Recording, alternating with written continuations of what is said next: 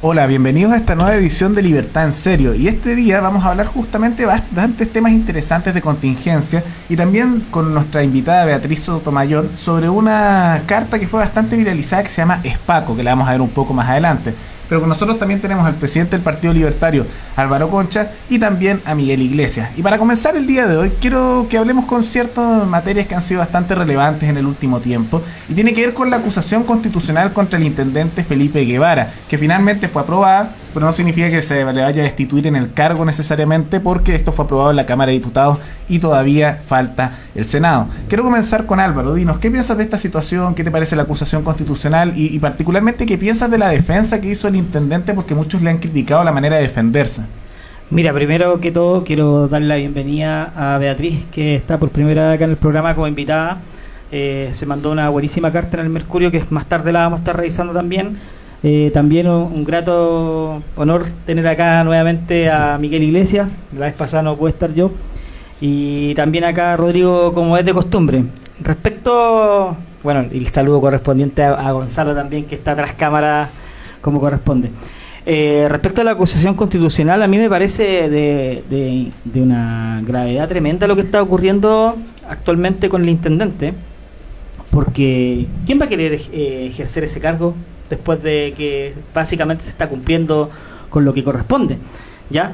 Yo puedo comprender que en Carabineros eventualmente pueden haber cierto exceso, ¿ya? Todos sabemos que tampoco Carabineros tiene el mejor equipamiento para trabajar, y eso ha quedado demostrado, pero eso no quita de que cada vez que se elija un intendente que requiera resguardar el orden público en la ciudad, la izquierda, en este caso diputados, digamos, de oposición, se dediquen a sacar acusaciones constitucionales, ya no ni siquiera con los ministros, ahora estamos pasando al intendente. Este es un cargo que eventualmente, si es que ya que se aprobó en la Cámara de Diputados, hay que esperar en el Senado, esperemos que exista cordura en el Senado. Si es que llega a ser destituido, son 5 años sin poder ejercer cargos públicos, y sabemos que el intendente Guevara, previamente antes de ser intendente, era alcalde, estaba relativamente cómodo en su posición. Aceptó, digamos, el desafío importante de ser intendente de la región metropolitana, que es un cargo que todos sabemos es un cargo bastante peligroso desde el punto de vista político, ya que tu capital tu capital político se ve fácilmente, puede ser fácilmente desintegrado en base a lo que está pasando actualmente desde el estallido social que le llaman. Entonces yo encuentro que es preocupante esta situación, porque si es que llegan a destituir finalmente, y el Senado llega a destituir al intendente Guevara, y sigo diciendo el alcalde porque hace tan poco que fue alcalde, nadie va a querer ejercer ese cargo y nadie va a poner orden público en Santiago. Sí, efectivamente a mí me recuerda con eso la destitución que mencionaste a esto del parlamentarismo. No sé si en todas las clases de historia recuerdo que lo enseñaban, que constantemente la oposición andaba destituyendo cargos con acusaciones constitucionales en su momento. Y yo quisiera preguntarle a Beatriz, ¿qué piensas tú? ¿Cómo va a afectar esta situación? Si esto va a ir empeorando, si es como dice Álvaro, que nadie va a querer ejercer estos cargos, y si esto tiene cierta influencia sobre el hecho de que la violencia se ha ido justificando y se avala a nivel social porque no hay consecuencias. Compleja pregunta. A mí me parece que la polarización que Chile está pasando va más allá de eso.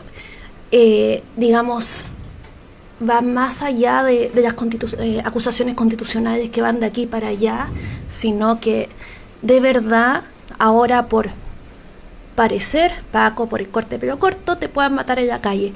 Entonces, esa polarización, esa justificación de la violencia me parece que va más allá de... que requiere una intervención más allá.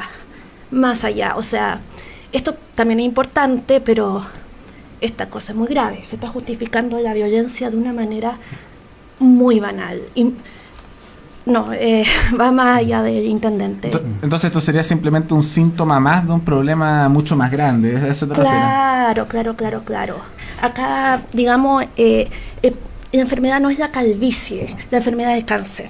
¿Cachai? Perfecto. Y Miguel, te quisiera preguntar si tú crees que está justificada esta acusación constitucional, si se usa como un método político y si realmente esto va a tener consecuencias reales para los efectos que va a tener a nivel social, si esto va a afectar en disminuir la violencia, como dice la oposición, o si simplemente termina siendo otra justificación para la impunidad de las personas que hacen todos estos desastres. Sí, mira, qué buena tu pregunta, te lo agradezco, porque en realidad yo creo que por ahí va el foco. Esto es una herramienta de la izquierda, y hay que decirlo, es la herramienta histórica que han tenido los zurdos desde los bolcheviques para adelante, de justificar la violencia, el matonaje, para someter a la gente y proteger a la clase política mientras se roban el Estado.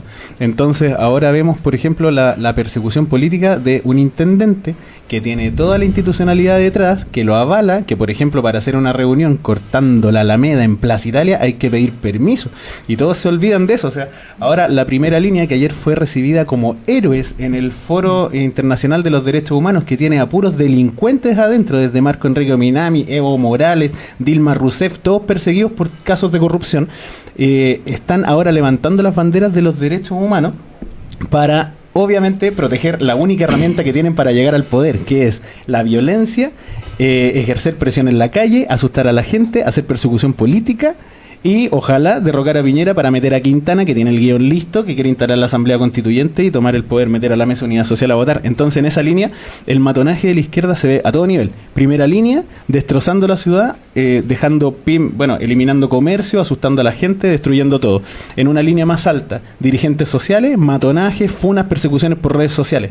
En un nivel más arriba, persecución política a cualquier persona que tenga un sentido común y que quiera respetar la institucionalidad. Y en un nivel más alto, persecución política al presidente para cortarle la cabeza con organismos internacionales de fondo. Entonces, el matonaje es absolutamente vertical, sí, desde los organismos internacionales hasta el flaite que está en la calle con la cabeza tapada y que obviamente le deben estar pagando porque no trabajan, porque llevan ¿cuánto? ¿3 meses? 4 meses. Claro, sí, igual a mí, por ejemplo, me han contado algunas personas que viven en el centro, conozco particularmente a alguien que tiene una botillería ahí, que él nota que les pagan y no es algo espontáneo, porque se da cuenta que las personas que hacen todos estos cortes, estos encapuchados, ya los conoce, van a comprarle cerveza a su negocio constantemente y ve cómo están esperando, a las 8 de la noche los llaman, le dicen, ¿te depositaron? Sí, me depositaron, van, compran siempre lo mismo y están aproximadamente 8 horas al día cortando, es casi como una jornada laboral. Entonces, esto de que sea totalmente espontáneo es mentira, y me han contado también en otras partes de Santiago, en Maipú, también otra persona que conozco que tiene botillería ahí,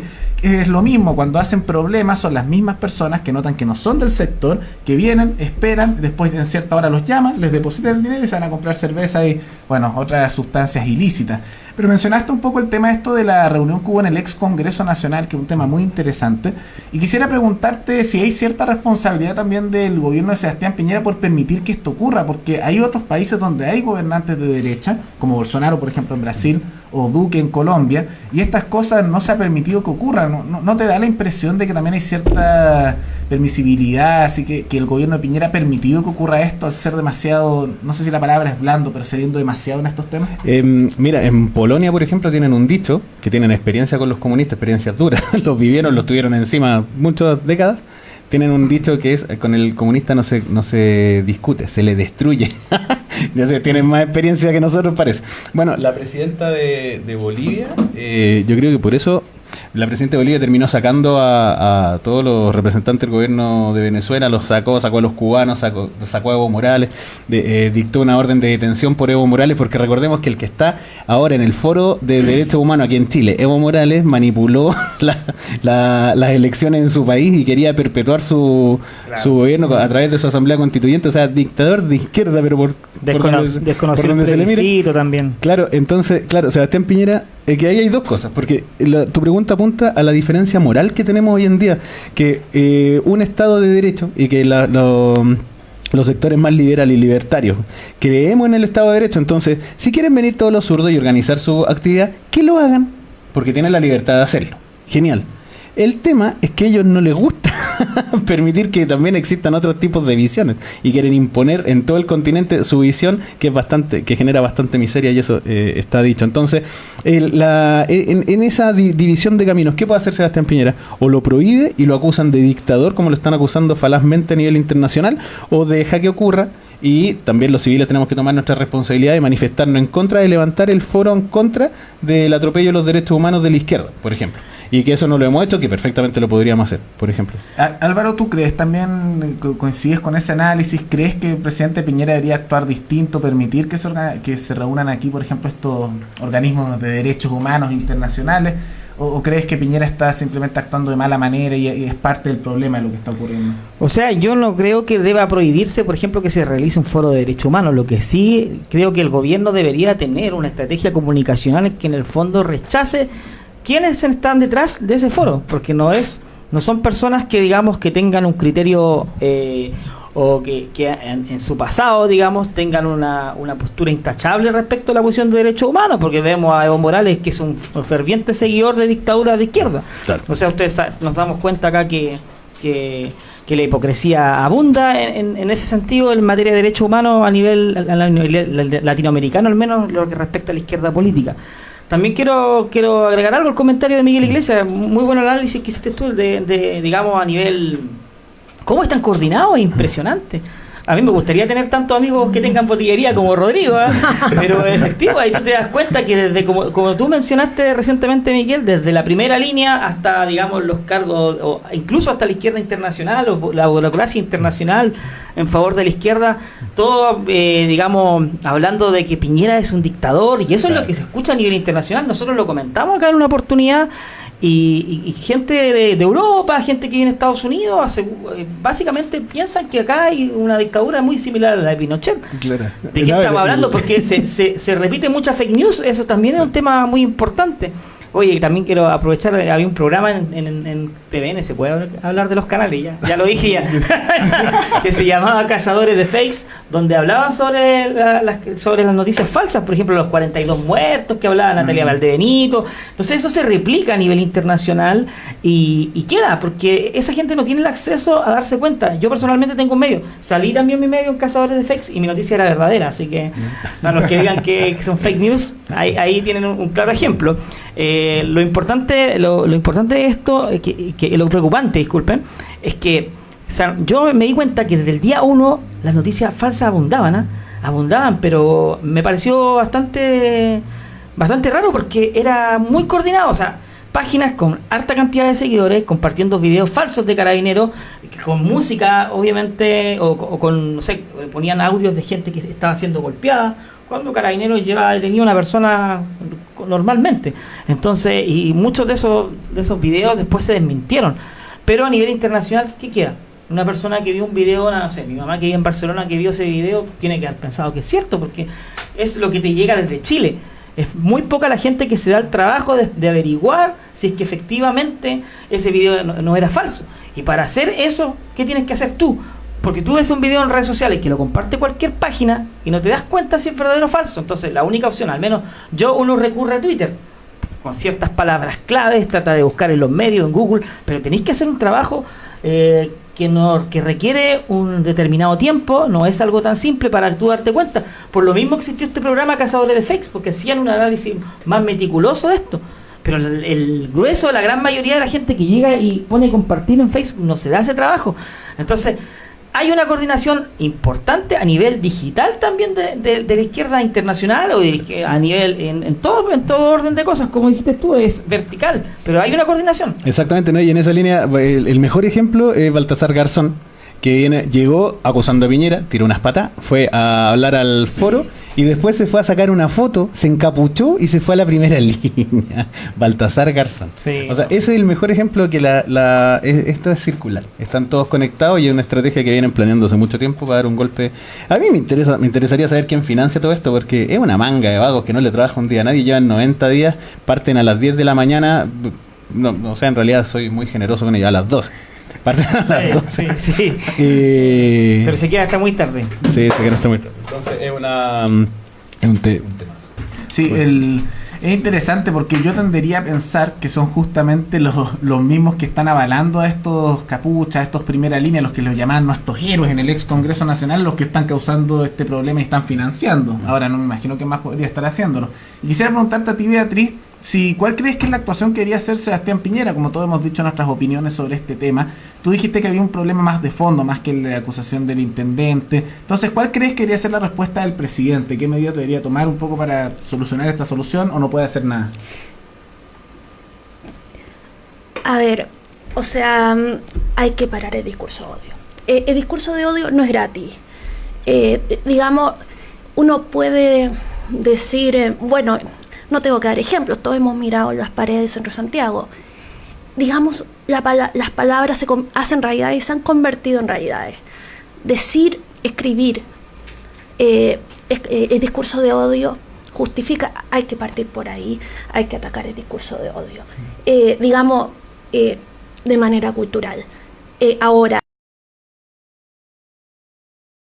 hace fácil, pero yo partiría por ahí. Y el discurso de odio de los dos lados, porque acá hay que atacar la polarización, porque el discurso de odio de un lado justifica el del otro, y luego el del otro, y una cosa que yo he visto muy comentada es, y que es una verdad, es que la violencia genera más violencia.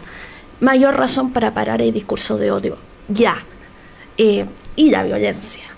Pero yo partiría por el discurso de odio. Es muy importante lo que dices tú, Beatriz, porque yo ayer, por ejemplo, veía, pasé por Irarrázaval y había un rayado grande asesina casa, así como hemos visto muchos rayados de asesina Piñera, pero como tú dices, también esto genera una contrarreacción que nosotros tampoco debemos justificar, así como hemos visto vandalismos, por ejemplo, memoriales de derechos humanos, todos podemos tener una percepción bastante distinta respecto a lo que pasó en la dictadura o previo a la dictadura. Para mí también el régimen de Allende fue un régimen tiránico también, pero eso no quita de que uno tenga que tener respeto por ciertas cosas. Entonces hemos visto una contrarreacción también que a nivel nacional, en Rayado, después la tumba de Víctor Jara. Insisto, yo soy una persona que se aleja totalmente del pensamiento de lo que era Víctor Jara, pero jamás haría eso en su tumba. Entonces, como tú bien dices, esas contrarreacciones generan más violencia y la polarización es cada vez peor. Bueno, de ahí vamos a conversar también un poco. Tú enviaste una carta bastante interesante al Mercurio que muestra el nivel de polarización que hay en las calles actualmente. Yo eso quiero hacer acá una defensa que quizás puede sonar como una defensa política más a un sector a otro. Yo trato de hacer lo más objetivo posible, pero te lo digo sin tapujos. La gente de derecha no anda en la calle golpeando a gente, ¿ya? Puede que haya uno u otro loco fanático por ahí, pero la gente de derecha no anda haciendo eso, ¿ya? Sí, yo en gran parte diría que hay que destacar también que se ha llegado a esta situación de polarización en parte por el fracaso del gobierno de mantener el orden, porque recordemos que Carabineros ha estado bastante colapsado. También ahí yo responsabilizo bastante a los jueces, que Carabineros detienen personas y los jueces los dejan libres. Creo que han detenido en total como 15.000 personas y casi todos los han dejado libres los jueces. Y después, cuando las personas se empezaron a organizar para defenderse ante el fracaso del Estado en cumplir ese rol, recuerdo vivamente como el gobierno, y Piñera también lo dijo si no me equivoco, decían, no, es muy peligroso que ustedes se organicen y se defiendan. Entonces al final llega un punto en que la gente dice, no me dejas defenderme, la policía fracasa, entonces dicen, ¿qué hago? Y ahí empieza también la polarización, porque si se hubiera permitido por lo menos que la gente se organizara, tal vez esto habría sido un poco más bajo. Pero como ya estamos hablando del tema de polarización, creo que pasemos al tiro al tema de la carta que tú enviaste al Mercurio, Mercurio, que yo la leí, fue bastante interesante, esta llamada Es Paco. Está buenísima. Sí, es muy buena carta. Ilustra, yo creo, algo de que se repite en distintas partes de Chile en este momento. Entonces, ¿por qué no nos cuentas un poco de qué se trata la carta para aquellos que no la hayan leído y nos cuentes tu experiencia? Bueno, resulta que yo, a eso, a las 10 de la noche del viernes 17, me dirigía con mi mamá al Metro Bellas Artes. Estábamos en el centro por una de esas diligencias ineludibles. Y resulta que yo, al salir de Mosqueto, escucho es Paco, y veo como a una persona, todo esto fui de inmediato, el punto, como una persona la tiran al piso, a un hombre de pelo corto, lo tiran al piso, una patada voladora en la espalda, y a continuación 5 tipos le empiezan a patear en la cabeza. Esto es importante, por favor, no es las patadas no fueron a las piernas, no fueron a la espalda, no fueron a los testículos, fueron solo a la cabeza. O sea, para mí eso es intención de matar, porque ni siquiera no fue la patada maletera a los testículos de mala onda, que es mala, pero no es con intención de matar. Esto fue es Paco, y de inmediato asesinarlo. Fue como una condena de muerte instantánea. O sea, a las brujas por lo menos las quemaban al otro día, pero esto fue al tiro. Y bueno, yo vi esto, y resulta que inmediatamente lo derriban y se arma un círculo de gente, que eran gente que todo esto pasó muy rápido, pero se arma este círculo y quedan más o menos en medio los 5 potenciales asesinos con el hombre de pelo corto tirado en el piso. Todo esto a 2 metros de mí. Y resulta que yo, que andaba vestida de rosado y soy de apariencia frágil, pensé, o sea, quizás me maten, pero en una de esas yo puedo intervenir. No, yo ya tengo 38 años, así que yo no me siento inmortal. Yo no tengo la inmortalidad de los 20. Yo pensé que me podía morir. Entonces, resulta que yo me empecé a gritar: no lo maten, no lo maten, no lo maten. Asesinos, no lo maten, no lo maten, no lo maten. Mi mamá gritaba: somos todos seres humanos, no podemos matarnos entre nosotros. Y yo me interpuse entre los asesinos y el hombre pelo corto, porque ese fue el único crimen del hombre, su corte pelo. Impresionante. Fue lo único Entonces yo hacía como, voy a gesticular, así como yo hacía como así, digamos, y saltaba. Me metí. Igual le pegaban, me hacían el quite y le seguían pegando en la cabeza, pero por lo menos, o sea, lo que yo esperaba era darle la chance, la oportunidad del hombre de pararse y correr de alguna manera. Y de ahí yo iba a agarrar de un ala y íbamos a correr nosotras dos. Entonces, en una de esas, esto fue muy rápido. Yo gritaba: no lo maten, no lo asesinen, y había una mujer de negro que gritaba: hay que matar a los Pacos, como si fuera una justificación así de que para asesinar peatones de pelo corto en la vía pública. No lo maten, es que es Paco. Y yo le grité: y tú eres una asesina. Digamos, todo esto a grito pelado. Al final, esos gritos fueron los que nos salvó, porque resulta que este hombre se para, corre 15 metros, lo vuelven a derribar y vuelven a llover en las patadas, en la cabeza, exclusivamente en la cabeza. Y yo vuelvo a acercarme y a tratar de intervenir, y se va a ver un portón detrás. Y yo ahí como, nos salvamos. Yo pensé: agarra a este hombre, no sé cómo me va a poder, pero... Y nos vamos para el portal con mi mamá y cerramos, y no. Yo iba a hacer eso, pero sale una mujer, que era la pareja, el hombre pelo corto, y empieza a gritar. Ella era colombiana. Ella es colombiana. Es mi esposo, no lo maten. Y la interpela sobre todo el más grande de los que estaba tratando de matarlo, que era un tipo inmenso. Pero es que Paco, no es Paco, y que es Paco, que no es Paco.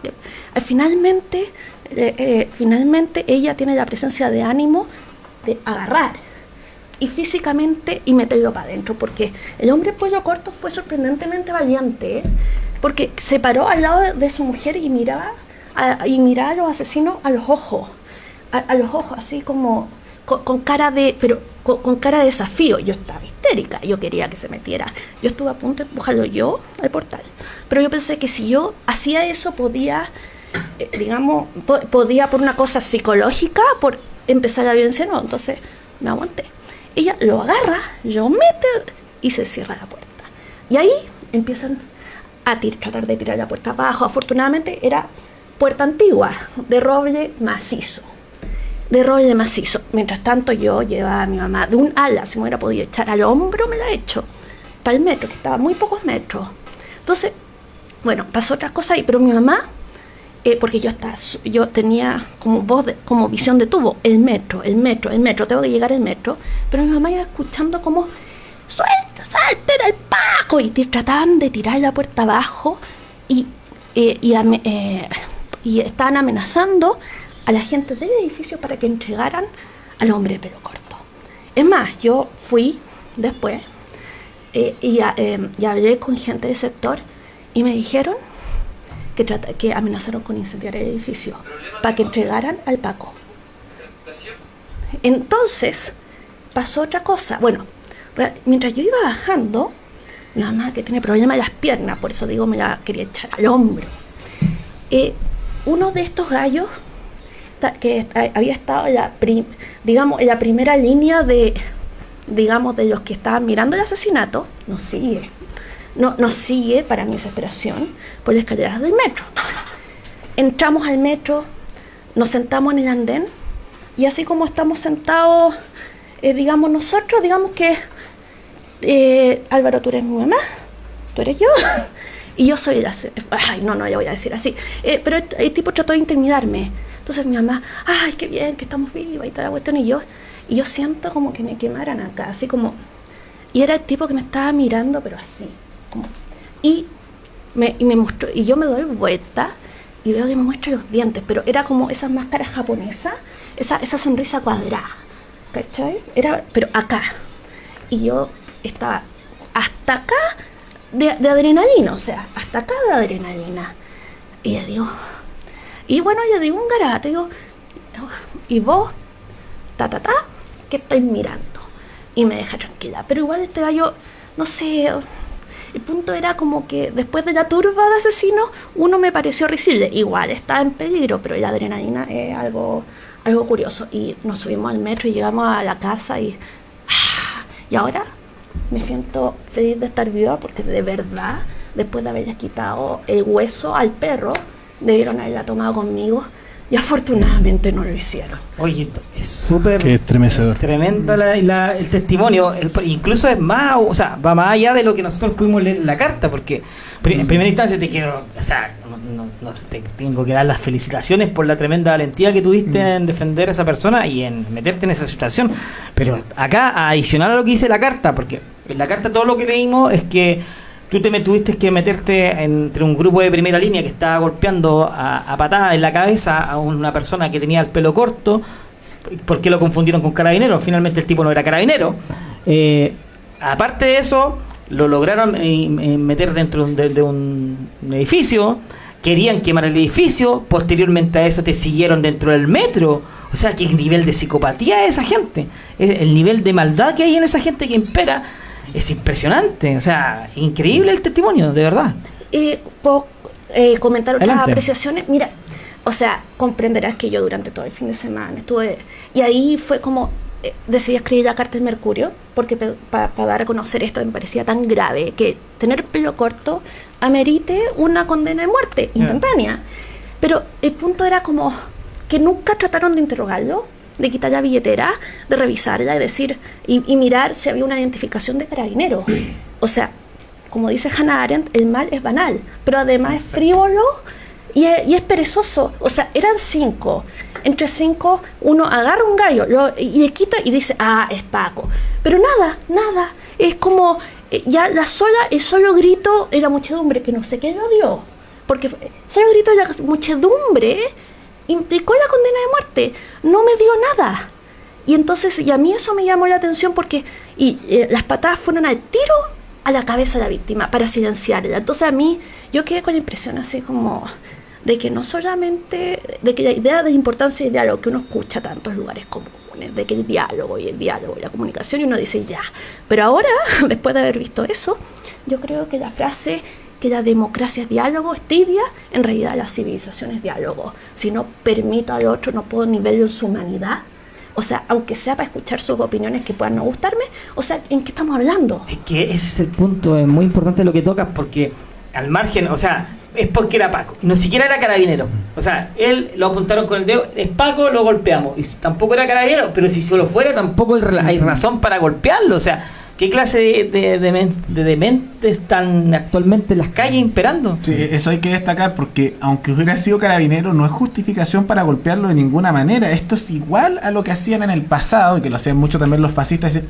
es judío, se le golpea y se le mata. Es gitano, es minoría. O incluso tanto que se cae a la izquierda, es negro, es homosexual. Lo mismo, golpear y matar. Están haciendo exactamente lo mismo. Esta es la ley de la turba. Y este grupo de personas siempre ha existido. La verdad es que en todas las sociedades siempre existen estas personas violentas, locas. El problema es que ahora no hay manera de pararlos de ninguna manera, porque ahora hay tal permisibilidad que se les permite hacer cualquier cosa, y uno piensa, ¿cómo no van a querer defenderse después las personas ante esta situación? Exacto. Ese señor debería haber tenido los medios para defenderse eventualmente, y eventualmente, como la policía no puede hacer absolutamente nada y los jueces son cómplices de esta situación, ¿qué le queda a la población nada más que defenderse? Es muy interesante el punto que tú mencionas, porque claro, como mencionaba previamente también Beatriz, que más violencia genera más violencia, pero ¿qué vamos a hacer cuando no tenemos un gobierno que no garantiza el Estado de Derecho, cuando vemos que una persona por tener el pelo corto son capaces de matarlo en la calle y esa persona no puede tener un arma para defenderse? O sea, yo creo que es un principio básico del derecho a la legítima defensa. Sí, la legítima defensa. Nada más que eso. Entonces, en ese sentido, vemos que esto no tiene vuelta atrás. No. A nivel social está imperado. Yo he tomado durante esta última semana al menos 4 taxis, y por lo general siempre trato de tener un diálogo con las personas. Me gusta conversar, me gusta conocer sus apreciaciones, y 3 de 4 justifican a la primera línea. Justifican a la primera línea porque en base a la primera línea van a haber cambios, que supuestamente cambios positivos. Yo creo que va a pasar todo lo contrario. Pero el nivel cultural de nuestra sociedad actualmente ha cambiado profundamente, y para mal. Ha cambiado para mal, porque justifica estos tipos actos violentos en la calle, porque básicamente gracias a que golpearon a que están destruyendo la ciudad, a que están golpeando a carabineros, van a haber cambios positivos. Pero ¿qué clase de razonamiento tiene la sociedad chilena actual? O sea, yo siempre hago una crítica a los políticos. Podemos hacer una crítica a nivel público. ¿Qué es lo que vemos siempre en la prensa? Crítica a los políticos, crítica a los empresarios. ¿Y la sociedad civil dónde queda? Oye, si nosotros no estamos al margen de Chile, la sociedad civil también tiene que tener un rol, la gente tiene que hacer una autocrítica. ¿Cómo se le ocurre estar justificando ese tipo de tonteras? Exactamente. O sea, cuando le pase a un familiar de esas personas, los que están justificando la primera línea, cuando le pegan a un familiar de pelo corto, los quiero ver. También, bueno, yo quería dar una opinión. O sea, la violencia no es vieja, es tan nueva, es tan vieja como, no es nueva, es tan vieja como la humanidad. Y ya el discurso de odio y los crímenes de odio, hay maneras de combatirlos, y a mí me gustaría, y lo digo ¿por qué? Porque después de lo que yo viví, llámenme alarmista, pero yo siento que viví una noche oscura, una noche de los cuchillos largos, que a mí me da miedo una guerra civil, y a mí me gustaría evitar eso. En mi opinión, yo acá quiero decir, yo soy feminista de muchos años, y siempre me he opuesto a la violencia, porque creo que además de dañar a las personas, limita la libertad. La violencia es para obligarte a hacer algo que tú no quieres hacer. Entonces, para mí esto tiene que ser tema como sociedad, no de privado a privado. No estoy diciendo que haya... Mi punto es que yo no juzgo lo que uno puede hacer en una situación así, porque uno no sabe cómo reaccionar. Exacto. Y yo entiendo que la solidaridad es todo, pero esta cuestión es como sociedad. Acá tenemos que plantearnos quiénes somos, y yo tengo fe en que los chilenos podemos dar más, y podemos mirar un futuro en que estas cosas no pasen, en que nos tratemos bien y que podamos conversar y no condenarnos a muerte de la calle. Al contrario, o sea, yo soy optimista, y el hecho de que no me pasó nada tal vez me da una falsa sensación de optimismo, pero yo creo que podemos hacer más y que podemos construir entre todos un Chile mejor. Sí, a mí me encantó lo que dijiste porque hiciste referencia a la historia de la humanidad, que la humanidad siempre ha sido sangrienta. Recordemos que hace 200 años estábamos espadazos resolviendo nuestros problemas. Cortaban cabezas, estaba la guillotina, se torturaba con todo, porque eso sí que era legítimo. Te tomabas unos cuantos detenidos del ejército contrario, los torturaban y los descuartizaban. No sé, éramos súper sangrientos. O sea, a punta de espada resolvíamos los problemas, hace 200 años nomás.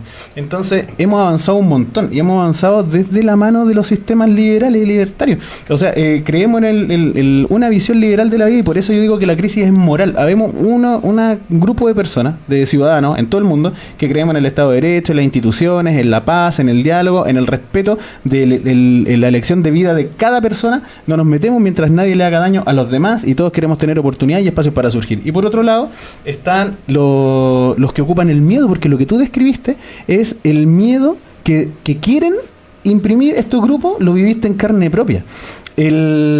Patearon a otro, tú lo viste, después te empezaron a intimidar, te siguieron, casi te pegan a ti. Una turba de matones gigantes, gorilas, y insisto, ¿quién los financia? Porque están ahí hace 90 días. Y además, eso muestra que la izquierda está obsoleta. Porque si todo el mundo avanzó y tenemos un mundo ya más sofisticado, que creemos en la paz, creemos en el diálogo y en las instituciones que tanto siglos nos costó formar, la izquierda está obsoleta y la izquierda es el último bastión de la humanidad sangrienta. Y la tenemos que erradicar. Si queremos evolucionar como humanidad, ese es el mejor ejemplo. El último bastión de lo que no queremos como humanidad. De la guillotina, del miedo, de la muerte, de la sangre. Sí, efectivamente yo quiero destacar esas palabras, que intentemos que impere el diálogo, pero yo también quiero decir que ante el fracaso bastante fuerte del Estado en cumplir estos roles, en una situación como esa, si usted fuera el señor de pelo corto, yo como estudiante de Derecho le digo que usted estaría legitimado por usar la legítima defensa y no le pasaría nada, porque eso es básicamente un intento de homicidio múltiple, numerosas personas intentando matar a otro, porque golpe en la cabeza no lo puedo interpretar como solo lesiones, y una persona tiene el derecho a defenderse ante esa situación. Y yo temo un poco, como dices tú, Beatriz, de que esto eventualmente se vaya crispando, porque hay un número no menor de las personas en esta sociedad, como dices tú, Álvaro, que justifican esta situación. Y yo quiero decirle a las personas que justifican a la primera línea y todas estas situaciones que ustedes son cómplices pasivos de lo que está ocurriendo. Los otros serán los criminales que hacen los daños, intentan matar, queman negocios, pero todos los que hagan la justificación de esos grupos también son responsables, porque eso no sería posible si no tuviéramos esta masa de gente haciendo todos estos actos. Pero antes de continuar, de dejar el tema por completo, quisiera que avanzáramos también a algo no tan terrible, podríamos decir, que es el rechazo de la paridad de género y el voto voluntario, el voto obligatorio en el Congreso, porque se rechazaron ambos, aunque hay que hacer la diferencia de que el voto obligatorio se rechazó por completo, mientras que el tema de la paridad de género se rechazó en el Congreso por falta de quórum y va a pasar ahora a la Cámara de Diputados. Ese tema todavía va a seguir. Pero, ¿qué opinas tú, Álvaro, sobre esa situación? ¿Es positivo, es negativo y por qué? O sea, yo quiero hacer énfasis acá, hablando estrictamente del voto voluntario, de lo hipócrita que son la gente del Partido Liberal. El Partido Liberal, que se arroga las banderas del liberalismo en Chile, votó a favor del voto obligatorio.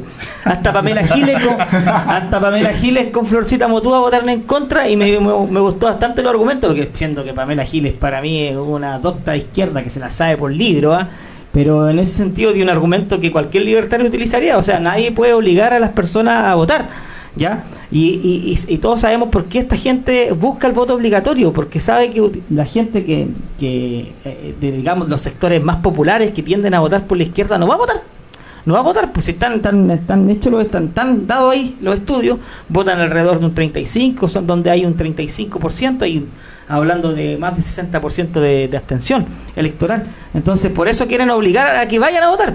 Y además quieren obligar a votar a los jóvenes, porque los jóvenes de 17, 15, 14 años son los que justifican, si es que no son los mismos primera línea. Entonces, gente que sí va a votar en favor de ellos. Entonces, me parece de una hipocresía tremenda en primera instancia el Partido Liberal de Bernales, de Vlado Milosevic y de ese partido que se arroga las banderas del liberalismo y que siempre descalifica a quienes tenemos una noción liberal más amplia. A mi juicio, yo creo que me carga esa disputa entre quién es liberal o quién no es liberal. Oye, pero un liberal debería estar votando por el voto voluntario. O sea, es una cuestión de dos dedos de frente. Entonces, ¿por qué uno hace una crítica constantemente a estos grupos que se autodenominan liberales no es porque uno quiera ser más liberal que otro, sino porque están haciendo todo lo contrario, así como cuando hablamos de los comunistas que pregonan sobre la igualdad y sobre el pueblo y terminan robándose toda la plata y siendo ellos la siguiente élite, porque siempre lo que ellos terminan haciendo es reemplazar a una élite cuando llegan al poder y terminan siendo ellos la élite y dejando a la gente la pobreza va encima.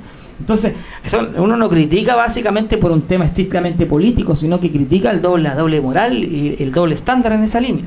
Y respecto al tema de la paridad de género, creo es otro tema también que también implica una igualdad, pero implica una igualdad ante la ley. Y además pero implica una digamos, un trato denigrante hacia la mujer, diciéndole ustedes no son capaces, necesitamos reguardarle un 40% de un 60% de cupo, o 40% da lo mismo en el Congreso o para los constituyentes, porque ustedes no son capaces de llegar. Eso es lo que está haciendo cuando la gente impulsa una paridad de género. Y lo otro, que esto no tiene, se deja la puerta abierta para que después lleguen los pueblos originarios, los grupitos más radicales de Temucuicú, de los consejos territoriales del pueblo mapuche, querían 15 escaños y uno para Aymara. O sea, hasta entre ellos son discriminadores. O sea, no, ustedes son muy chicos, Aymara uno nomás, 15 para nosotros. Así, y después llegaron los evangélicos, que querían 21 escaños para la constituyente. Como lo dije yo la vez pasada, puta, a mí me gusta el metal, entonces que hago, digamos, un sindicato metalero, necesitamos 20% metalero en la constituyente. O sea, ¿de qué estamos tratando? O sea, nos hemos vuelto locos. Hay que tener un mínimo de prudencia y acá todos por igual ante la ley, ni aunque seáis más rico, ni aunque tengáis el pelo, seáis de otro color de piel, da lo mismo, ni aunque seáis hombre o mujer. Usted tiene que competir en igualdad de condiciones, y si no logra llegar al Congreso, mala suerte, o si no logra ser electo, mala suerte, volverá a competir, porque ahí se ven sus habilidades. Sí, sin duda, más metálica, menos Alex Pantera. Esa sería sería la consigna del sindicato metalero. ¿Sabes qué? Menos jefe. Menos jefe. Es una súper buenas noticias, desde mi punto de vista, ambas, porque yo creo que el trato hacia la mujer con la paridad de género es realmente miserable, la visión que se tiene con la mujer. Porque ¿qué pasa si ganan 100% de candidatas mujeres? Puede pasar. Y las mujeres son muy capaces, o sea, están absolutamente. Como la única mujer acá, por favor. Esta parte, miren, se necesita un análisis muy fino, pero esto de la paridad de género no es una concesión que se le ha hecho a las mujeres, sino que es una lucha feminista que ha sido bastante violenta por lograr por años y años de los cupos. Uno podrá estar de acuerdo o en desacuerdo, y eso requiere, pero cuando dicen es una concesión, hacia las mujeres no lo es. Es que así lo plantean algunos. Algunos lo plantean así, pero yo que soy feminista de hace como 10 años, te digo que no. Ahora, el punto, no voy a favor ni en contra, porque eso requiere un análisis más fino, y también están los peligros del corporativismo, como ustedes lo dijeron. Exacto. Pero cuando dicen... Se deja la puerta abierta. ¿Es una concesión a las mujeres? No. Digamos, las feministas han pateado puertas por esto desde hace por lo menos 20 años. Ahora, por eso, esa era mi apreciación, pero sí, son tiempos peligrosos, son tiempos interesantes, y realmente hay peligros en todos lados. No hay espacios como que uno pueda considerar que son 100% seguros y donde, digamos, una opinión así como, no sé, el amor es bueno, sea siempre, porque uno puede, no sé. El punto es que acá depende el contexto y todo vale, pero no ha sido una concesión a las pobrecitas mujeres. No, a mí me gusta pensar que, bueno, y de hecho es así, que las elecciones son abiertas y si una candidata saca los votos, genial, pues. Y si ganan 100 mujeres, si hay 100 escaños y las 100 mayorías, pese a que ahora obviamente uno vota por las listas, que no es mayoría absoluta y bla, y todo el enredo que hizo la izquierda, pero si ganan 100 mujeres, qué bueno, pero que se presenten, porque el espacio está. Entonces yo, desde mi punto de vista, ¿sabes? Yo creo que limitar al 50% es limitar al 50%, porque imagínate, si van 100 candidatas mujeres y ganan las 100 y tenemos un parlamento 100% femenino, genial. De hecho, yo todavía no comprendo que los partidos que más impulsan las cuotas de género, ¿por qué no llevan puras candidatas mujeres? Por ejemplo. ¿Por qué no? Pues si ya lo pueden hacer, si es voluntario. No necesariamente tienen que esperar, pero no lo hacen, prefieren seguir imperando, digamos, en el Frente Amplio. Los mismos, los Boric, claro, los Jackson, que se perpetúan. Estábamos viendo el otro día digamos, el porcentaje de mujeres. Los partidos de izquierda son donde hay más hombres. Sí. O sea, es rico. Hasta el Partido Republicano, José Antonio Cast, tiene paridad de género. Es impresionante. Yo estoy totalmente en desacuerdo en ese sentido. Para mí son las capacidades del ser humano son los que los ponen en sus distintos cargos, Y no digamos que por ley o por medio de un decreto tú quedes en un cargo. No, hay que ganarse sus puestos, compadre. Si la cuestión no es fácil. Hay mucha gente que está peleando por ingresar a la política y a mí me parece súper irresponsable, me parece una medida que va en contra de la igualdad ante la ley, el decidir por ley que otra persona vaya, que quizás pueda tener todas las capacidades, pero tiene que jugársela igual, porque hay otras personas que están buscando entrar a la política y lamentablemente pueden quedarse afuera. ¿Por qué? Porque por ley designan a otra persona. Eso me parece súper irresponsable. Sí, el tema, yo encuentro que es peligroso acá, es que estamos empezando a ver todo esto como grupos, en vez de valorar a las personas no por su sexo, raza, grupo étnico, etcétera, sino por sus ideas y sus argumentos. Porque siempre que estamos diciendo, no, es que los indígenas, que las mujeres, que los hombres, los homosexuales, uno empieza a hacer todas estas categorías y dejamos de lado la idea de que para elegir a una persona deberíamos elegirlo por sus ideas, por sus argumentos, porque valoramos lo que esa persona le dice. Yo no voto por alguien porque sea hombre o mujer, homosexual, heterosexual, etcétera. Yo voto porque creo que me conviene personalmente lo que está ofreciendo o porque creo en sus ideas. Y yo dudo que haya necesariamente muchas personas que dicen, soy un hombre, tengo que votar por un hombre. Diría que no es algo muy positivo ese tipo de pensamiento, y en la práctica no significa nada, porque tú puedes ser de derecha y ser hombre y no por eso vas a votar por un hombre de izquierda, y tú puedes ser una mujer de izquierda y no vas a votar por una mujer de derecha porque piensas distinto. Y con eso no se está negando que exista machismo de parte, que no exista quizás machismo en empresas, que de repente una mujer quiera hablar algo y no la dejen hablar. Eso no lo estamos diciendo. Esas cuestiones deberían cambiarse a nivel social, a nivel cultural, pero eso es una labor de los ciudadanos, no es de que los políticos te digan lo que tú tienes que hacer. Y otra cosa, hablando estrictamente del feminismo, o sea, la gente que más enarbola estas banderas del feminismo, no estoy hablando estrictamente de ti, porque te considero bastante razonable para ser feminista, de las feministas que más conocemos. Vimos el caso hace un par de días de Jacqueline Van Rysselberghe, una feminista conocida de ultra izquierda, que hizo un show, pero de proporción, en el aeropuerto. La descalificó, pero con unos argumentos, pero de verdad que eran... molestaba escuchar ese audio, o sea, hablando de meterle una luma por el trasero. Muy ordinaria la mujer, ahí en pleno aeropuerto, la gente estaba... En la fila de control de equipaje. Exacto. Llena de gente. A Jacqueline Van Rysselberghe ya la funaron. Yo insisto, no estoy haciendo una defensa corporativa, yo acá he tenido críticas bastante duras hacia el rol de ella como política, pero es una persona. Ni siquiera es que sea una mujer, es una persona, nadie merece ese trato. Aparte, la tipa se pegó un show de proporciones, y esa es la misma gente que está enarbolando las banderas de la igualdad, del feminismo, digamos, de la igualdad, porque para ella el feminismo no es un trato diferencial a las mujeres, sino que es igualdad. ¿De qué estamos hablando? O sea, si tú vas a empezar a estar enarbolando banderas de la igualdad, y lo más chistoso es que estás enarbolando las banderas de la salud mental, sí, lo necesita. Sí, no sé si vieron ese video. Sí, es que él había subido fotos a sus redes sociales antes chupando como condenada en el VIP, y entonces salió un poco dada vuelta, y después le pidieron que registrara un equipaje, y le dijo al tipo que controlaba el equipaje, suéltame, soy hija de un general.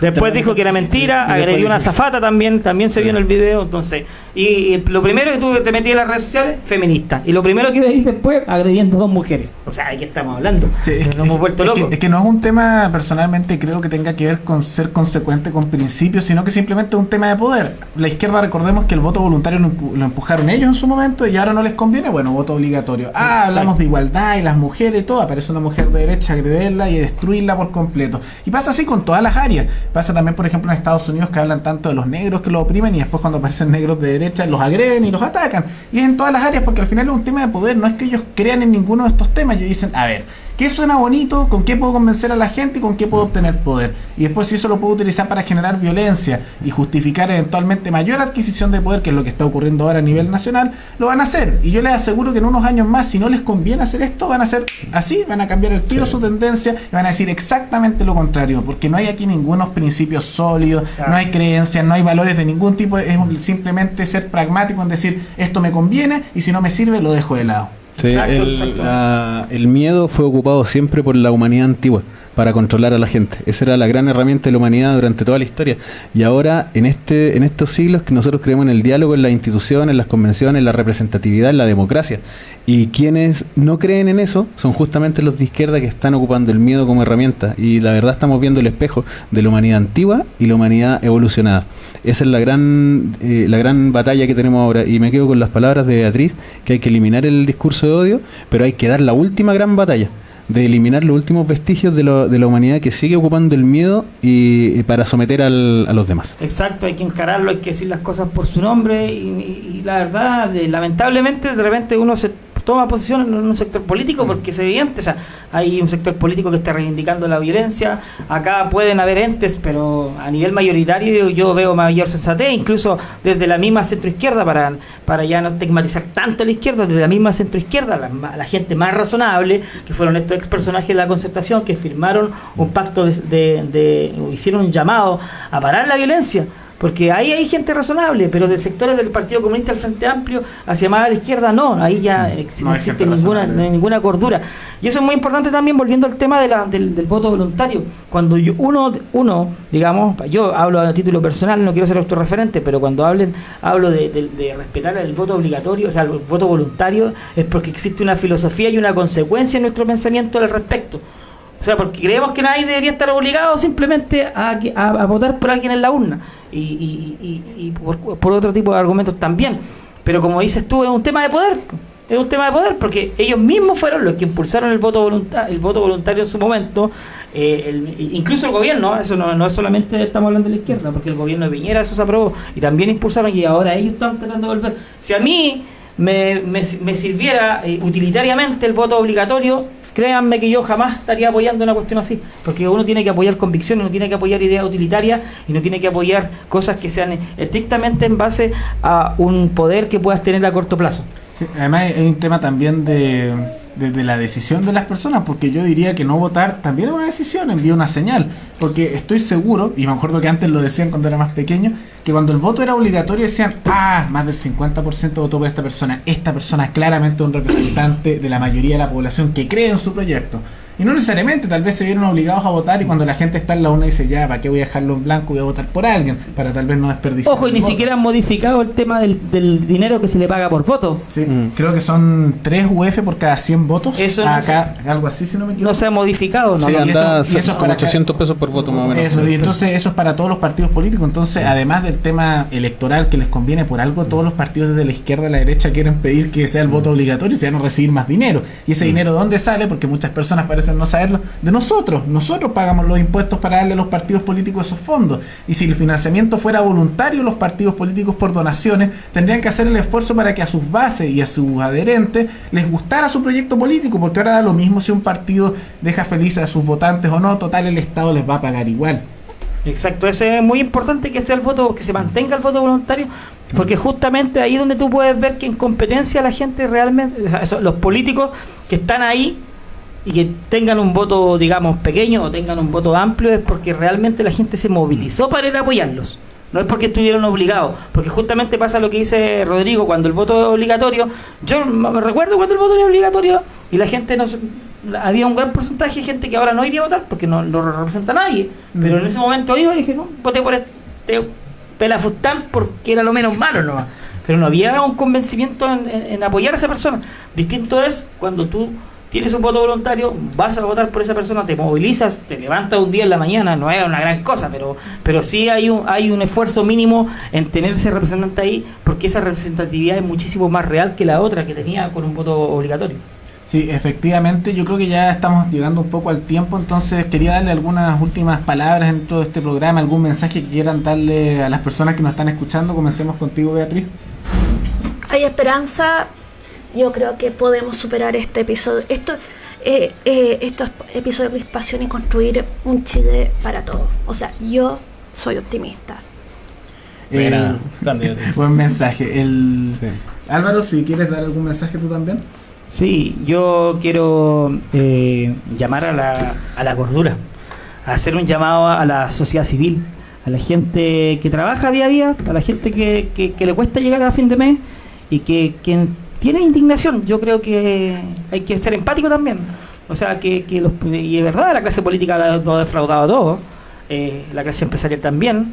Entonces, pero llamar a la prudencia, la violencia nunca es el camino. Solucionemos esta cuestión por la urna, no busquemos sacar al presidente, no busquemos partir desde cero, porque lo que hemos construido acá hasta acá nos ha costado bastante. No todo lo que se ha hecho es malo, tenemos que tratar de rescatar las cosas buenas que se han hecho y de ahí efectuar los cambios. No es una posición estrictamente conservadora, sino que es es ridículo echar por la borda todo lo bueno. Nada más que eso. Lo que estoy diciendo, mantengamos lo bueno y sigamos trabajando en base a eso y mejorémoslo. Miguel, para terminar tu mensaje. Sí, para cerrar un mensaje a todas las personas que tengan la convicción de que, claro, todos queremos un mejor país, todos queremos que Chile sea mejor, íbamos caminando al desarrollo. No olvidemos que en 1973 teníamos 64% de extrema pobreza, en el 89 teníamos 34% de extrema pobreza y el año pasado teníamos 8% de extrema pobreza. O sea, vamos creciendo, la clase media iba creciendo, íbamos teniendo mejor acceso, tenemos la mayor tasa de término de educación superior de Latinoamérica, la mayor expectativa de vida, éramos el país con la mayor movilidad social de la OCDE. O sea, es mejor nacer pobre en Chile que en otro país, y todo eso tendríamos que habernos sentido orgullosos y no lo sabemos, y yo creo que hubo un gran problema en no comunicar esos grandes avances, y en esa línea sigamos en la vía de soluciones rápidas, no caigamos en el populismo que pone la izquierda de llamar a una nueva constitución, porque cambiar la constitución no resuelve nada, porque todas las mejoras que Chile necesita pasan por otro tipo de leyes y podemos hacer una agenda. De hecho, algunos parlamentarios lo están diciendo con los eslogan rechaza para reformar y otros más. Hay una corriente que ya se dio cuenta de este engaño y que es evidente que la constitución no cambia nada y que podemos en el 2020 hacer un gran año de mejoras sociales grandes y no caer en el show que pone la izquierda de cambiar la constitución, que vamos a estar 3 años de incertidumbre, aumento de desempleo, aumento de la pobreza y finalmente vamos a ser un país chiste. Y cuando tú te refieres a cambios rápidos, no te refieres a cambios drásticos, sino te refieres a cambios como proyectos de ley corta. Exacto, mira, en esa línea, muy cortito, por ejemplo, ya sabemos que se pueden subir, o sea, hay cálculos que permiten subir las pensiones mínimas al sueldo mínimo, y eso lo podríamos hacer recortando mucho, recortando el Estado en gran medida, podríamos generar un ahorro brutal, que podríamos obtener 4.500 millones de dólares para subir las pensiones mínimas a 300 lucas y generar una solución base para después ir pensando en soluciones más sostenidas en el tiempo. En salud y en educación, por ejemplo, en educación, el presupuesto que se le entrega a los políticos, chorros, como dice Milei, que me encanta esa palabra, chorros, son 14.000 millones de dólares al año que se les pasan a los políticos para que mejoren la educación pública. El ministerio que tiene más plata, después viene salud con 8.000, es decir, tiene casi el doble de salud, educación, y la educación pública está como las pelotas, y le echan la culpa al modelo. El modelo le genera toda esta cantidad de plata impresionante para que hagan la pega y no hacen rendir 14.000 millones de dólares. No, nosotros con 50 lucas hacemos el medio asado, imagina 14.000 millones de dólares y nos sacan adelante la educación pública. Y además, y sin contar que gran parte de la oferta educativa la dan los privados. Además, atacan los privados que hacen bien la pega. Sí. Entonces, son realmente un chiste. Quiero hacer un comentario antes de terminar en ese mismo sentido. Nosotros lo hemos mencionado acá. O sea, 14.000 millones de dólares que llegan de él. Le exprimen a la gente en impuestos. Llegan al Ministerio de Educación. El Ministerio de Educación se recorta la mitad de esa plata porque está estudiado, o sea, más del 55% del presupuesto del Ministerio de Educación se queda en burocracia, en cargos del Estado. Esas migajas que quedan, ese 45% que llega a los establecimientos educacionales, se quedan, no sé, en los sostenedores de cargos también, que están elegidos a dedo porque son cargos públicos en su gran mayoría. También hay sostenedores privados, pero en su gran mayoría en digamos, los colegios municipales o estatales, que ahora dependen del Estado. Después terminamos viendo que las tías o la comida que va para los niños lo están vendiendo en las ferias libres. Eso es lo que pasa con el gasto público en Chile. ¿Y qué es lo que tenemos en la televisión? Una manga de sátrapas llamando a subir más impuestos porque necesitamos más plata. ¿Para qué? ¿Para que se la sigan robando? Claro. Me parece una irresponsabilidad. Sí, confiemos en los cambios cortos, rápidos y serios. Vamos. Sí, muy buenos mensajes. Yo voy a terminar justamente replicando lo que ustedes han dicho. Creo que hay un malgasto enorme en el Estado, pero también quiero destacar nuevamente la valentía de Beatriz con esta situación, que decidió justamente hacer esta intervención. Muy valiente. Pero tómenlo también los que nos están escuchando como un ejemplo. Yo sé que muchos pueden tener miedo, yo sé que muchas veces puede ser complicado hacer estos temas, pero si ustedes ayudan al que está cerca, si ustedes se organizan y evitan que ocurran estas cosas, pueden aportar su granito de arena. Y yo sé que muchos pueden pensar que tal vez no es suficiente, que somos muy pequeños para hacer cambios, pero si todos hacemos un pequeño aporte, si todos nos ayudamos entre nosotros y nos organizamos para rechazar estas situaciones de violencia, se puede hacer justamente estos cambios. Con eso termino este programa, espero que les haya gustado a todos ustedes y nos veremos el próximo sábado en Libertad en Serio. Hasta luego. Chao, chicos. Chao.